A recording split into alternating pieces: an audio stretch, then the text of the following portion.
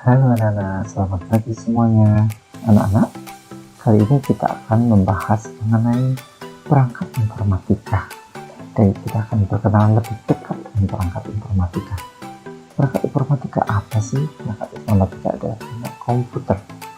Jadi, yang diharapkan dari kalian belajar di sini adalah supaya nanti siswa dapat mengidentifikasi berbagai perangkat informatika, dapat mendeskripsikan sejarah perkembangan komputer dari masa lalu sampai dengan sekarang, dan juga dapat menjelaskan peranan bagaimana perangkat keras dan sistem operasi berfungsi di dalam kehidupan kita sehari-hari.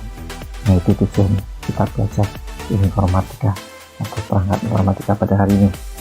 Sebelum kita membahas perangkatnya, kita akan mengetahui lebih dulu apa sih informatika itu. Nah, secara umum, informatika itu adalah mempelajari struktur, sifat, dan interaksi dari beberapa sistem yang dipakai untuk mengumpulkan data, memproses data, dan juga menyimpan hasil pemrosesan data, serta yang terakhir adalah menampilkan informasi ke dalam bentuk yang diinginkan. Aspek dari informatika lebih luas dari sekedar sistem informasi berbasis komputer saja, tetapi masih banyak informasi yang tidak dan belum diproses dengan komputer. Nah, sekarang perangkat komputer itu seperti apa? Nanti sebelum kita menuju ke perangkat komputer, kita akan terlebih dulu memahami apa sih komputer itu. Komputer adalah berasal dari kata bahasa Inggris atau namanya to compute, yang artinya adalah menghitung. Karena sejarah komputer tidak terlepas dari sejarah alat hitung. Perkembangan komputer dibagi menjadi dua tahap, yaitu sebelum tahun 1940 dan sesudah tahun 1940. Komputer adalah suatu perangkat elektronik yang dapat menerima data masukan, dapat memproses data secara aritmatika dan logika, dan juga mengeluarkan hasil keluaran dan menyimpan data. Nah, berikut kita akan pelajari generasi komputer. Generasi komputer yang pertama itu yang akan kita pelajari adalah perkembangan komputer sebelum tahun 1940. Nah, dulu ceritanya ya, manusia itu menggunakan jari untuk mengenali dan menyebut nomor 1 hingga 10. Setelah itu, manusia mulai mengenal nomor-nomor yang lebih besar, tetapi masih menggunakan digit-digit akses dari 0 hingga 9. Sistem bilangan ini disebut bilangan perpuluhan atau desimal. Jari-jari digunakan untuk menambah dan mengurangi bilangan. Penjumlahan dan pengurangan bilangan membantu dalam perniagaan barter. Apabila perniagaan semakin berkembang, jari-jari tidak dapat menampung keperluan pengiraan yang bertambah rumit. Perkembangan selanjutnya adalah alat yang digunakan oleh ahli-ahli perniagaan dari negeri Cina, dari negeri Turki, dan juga Yunani.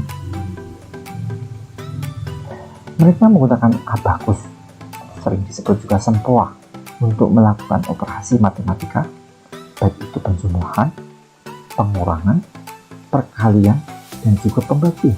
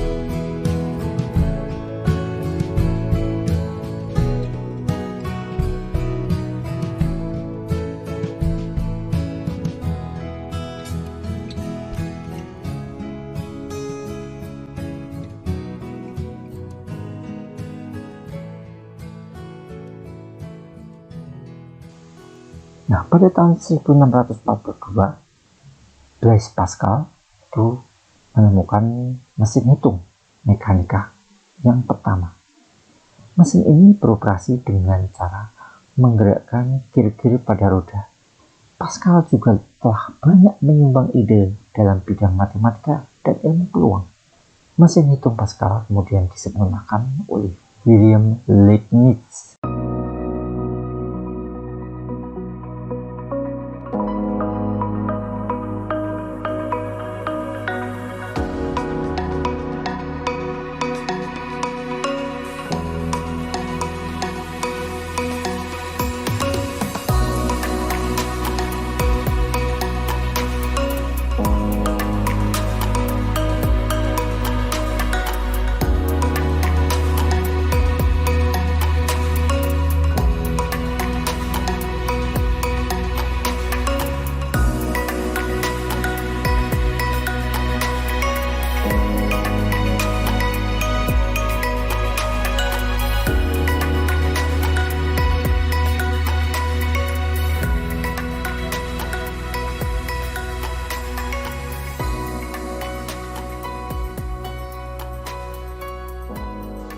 Sedangkan pada tahun 1816, Charles Babbage membuat alat yang disebut dengan the difference engine.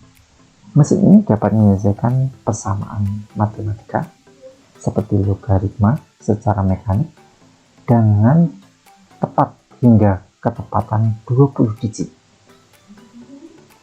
Mesin ini menggunakan sebuah kartu untuk menyimpan hasil kerja, melakukan perhitungan secara otomatis, dan menghasilkan keluaran dalam bentuk cetakan di kertas. Konsep mesin Babbage menyedihkan ilmuwan pada masa itu karena dianggap terlalu maju. Babbage kemudian membuat alat yang disebut the analytical engine. Kedua alat yang dibuat Babbage inilah yang menjadi cikal bakal komputer modern pada saat ini. Semua komputer pada saat ini menggunakan model mesin seperti yang diidekan oleh Babbage, yaitu memasukkan memori, penyimpanan, kemudian pengolahan, dan juga pengeluaran.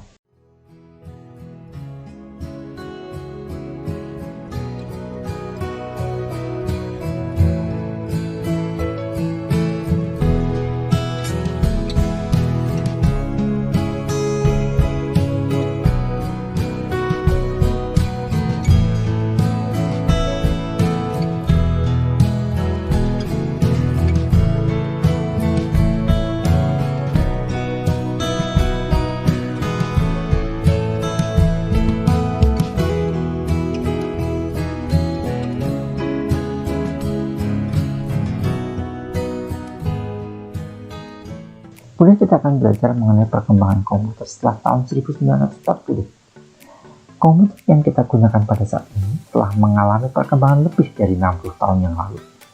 Sejarah perkembangan komputer modern bermula sejak tahun 1940. Pembagian komputer modern terdiri dari 5 generasi. Nah, generasi pertama itu antara tahun 1940 sampai dengan 1959. Komputer generasi pertama masih sangat sederhana dan belum kompleks penggunaannya. Komputer generasi pertama belum dapat memproses masalah-masalah yang rumit. Ukuran komputer generasi pertama sangat besar dan prosesnya pun sangat lambat. Komputer generasi pertama menggunakan tabung vakum atau vacuum tube untuk memproses dan menyimpan data. Tabung vakum berukuran seperti lampu kecil. Tabung vakum cepat panas dan mudah terbakar. Ribuan tabung vakum diperlukan untuk mengoperasikan komputer generasi pertama. Komputer generasi pertama murni peralatan elektronik yang berfungsi untuk membantu ilmuwan menyelesaikan masalah perhitungan matematika secara cepat dan tepat. Ukurannya yang besar mirip komputer induk atau komputer utama, mainframe. Contoh komputer generasi pertama adalah ENIAC, Electronic Numerical Integrator and Calculator, yang dibuat pertama kali oleh Dr. John Mauchly dan Percival Eschert pada tahun 1945. Komputer generasi kedua yang ada pada tahun 1959 sampai dengan 1964. Komputer generasi kedua menggunakan transistor dan dioda untuk menggantikan tabung vakum, walaupun keduanya juga mudah terbakar. Pada komputer generasi kedua diperkenalkan cara baru untuk menyimpan data menggunakan besi-besi lunak yang dililit oleh tangan. Kecepatan proses komputer generasi kedua lebih cepat dibanding generasi pertama. Awalnya, komputer generasi kedua menggunakan bahasa program tingkat tinggi seperti Fortran, diciptakan pada tahun 1954, dan COBOL yang diciptakan pada tahun 1959. Kedua bahasa program ini menggantikan bahasa mesin. Pada generasi ini, ukuran komputer kecil, komputer mini.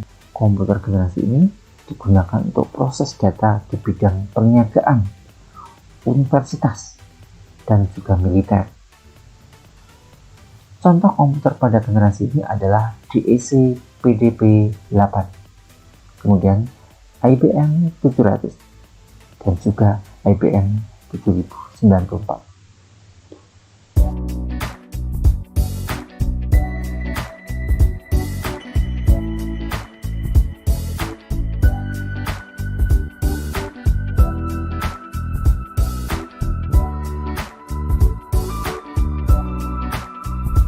Don't speak, I'm tired. I'm tired of waiting for you.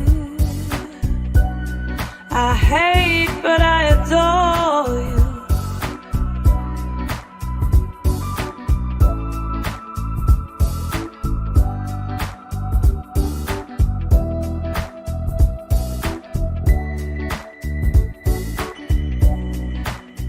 I leave it all alone as I go back to the basics.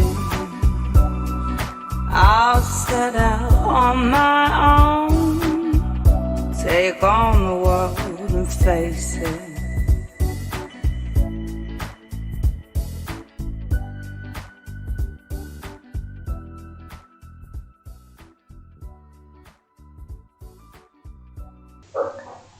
Generasi ketiga, yaitu ada pada tahun 1964 hingga 1980.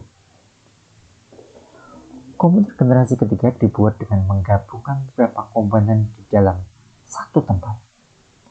Tampilan dari komputer juga disempurnakan. Selain itu, komputer generasi ketiga penyimpanan memorinya lebih besar dan diletakkan di luar atau eksternal. Penggunaan listriknya lebih hemat dibandingkan komputer generasi sebelumnya. Ukuran fisiknya menjadi lebih kecil seperti komputer ini, sehingga lebih menghemat ruang. Komputer generasi ketiga juga mulai menggunakan komponen IC atau Integrated Circuit atau disebut chip. Dapat digunakan untuk multiprogram. Contoh, komputer generasi ketiga adalah Apple II, IBM PC, dan juga NEC PC.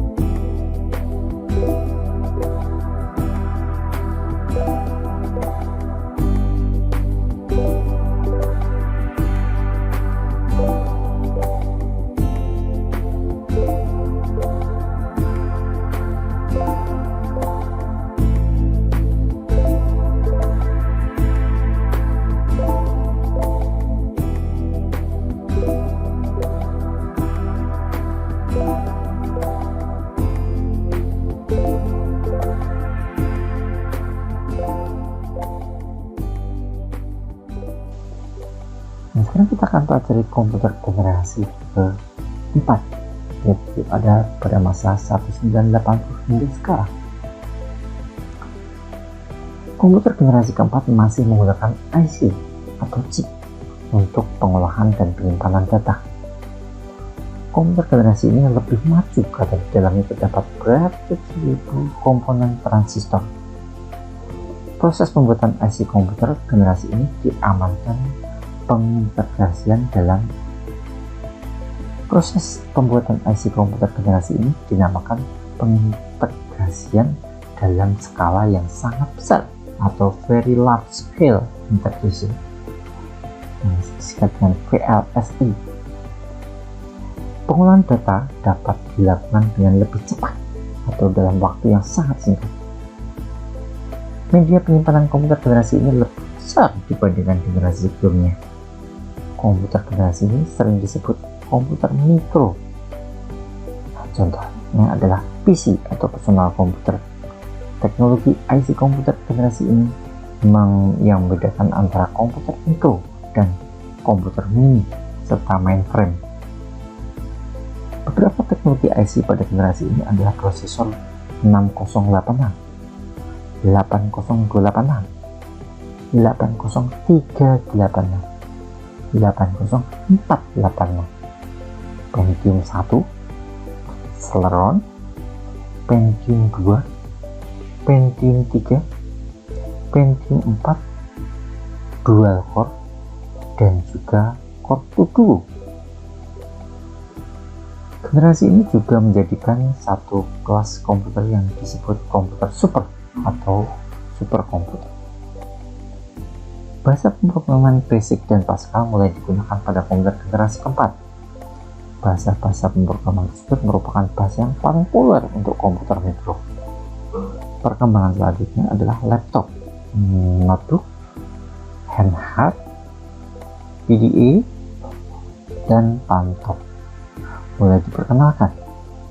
Komputer-komputer tersebut lebih kecil dari komputer mikro serta mudah dibawa kemana-mana. Komputer mikro juga dapat dihubungkan dengan jaringan internet.